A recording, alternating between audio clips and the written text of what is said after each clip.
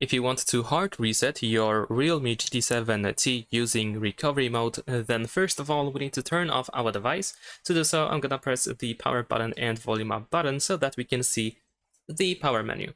Now over here we're gonna slide this white circle towards the power off option, and then we need to wait for the phone to completely turn off. After that, we're gonna press and hold the power button and volume down button.